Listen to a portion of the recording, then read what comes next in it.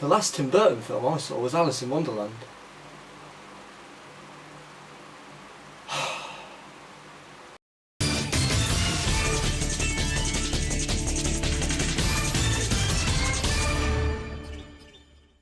Dark Shadows. Okay, so Dark Shadows follows the story of Barnabas Collins, a young man who falls in love with one of his stewards, and then a witch who falls in love with him decides to put a curse on him and turn him into a vampire. And then locked away for a few centuries, arrives in 1972. And then once arriving in 1972, returns to his old estate to find a dysfunctional family of his distant relatives. Okay, so Dark Shadows had some good and it had some bad points. I'll start off with the good points. Okay, so the DP of this film should be just awarded now because every single shot is framed beautifully. It looks beautifully, the aesthetic is beautiful, the depth of field is beautiful. It looks like every shot was given a lot of time and care and devotion. And then there's the soundtrack, and I'm not just talking about the Danny Elfman one, I'm talking about 70s music in general that's played throughout the film. And they fit in all within the mood of the film, and they work to the strengths, and it plays to the film's strengths as well. And for me, Tim Burton can be a bit of a hit and miss. I mean, he has his hits like Big Fish, and then he has his lows, such as films like Alice in Wonderland, Planet of the Apes, and one that everyone else seems to love but I just cannot stand, which is Ed Wood. But it was nice to see Tim Burton taking a toned-back approach to this film. He wasn't shoving down his weird and eccentric look that he puts towards all of his films.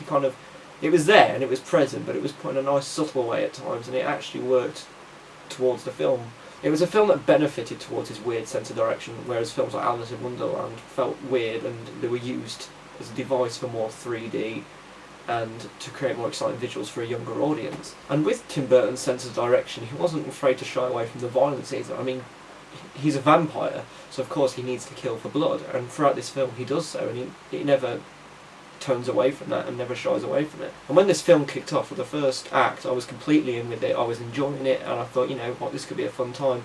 And the end of it ended perfectly as well. The final act gave me everything that I needed and was very satisfying. My main problem is with the second act, which is just terribly slow and dull. Throughout the whole of the second act, which is a good hour, I just kept doing this.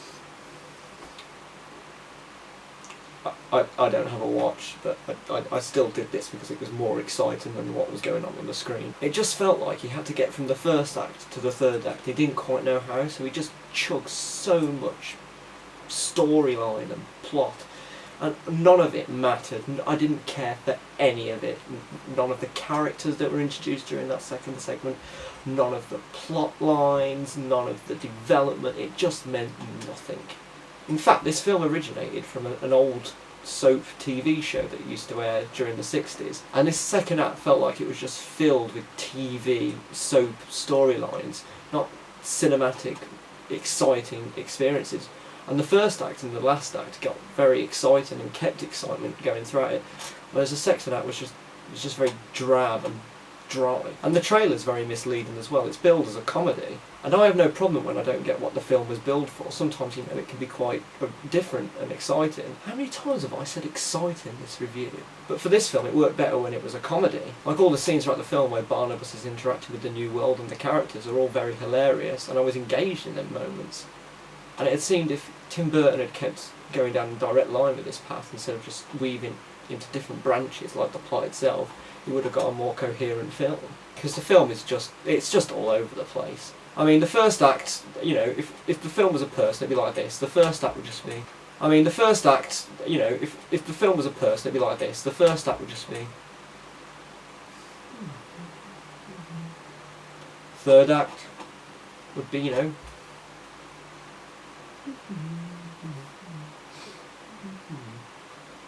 And then the middle of it would just be... Oh.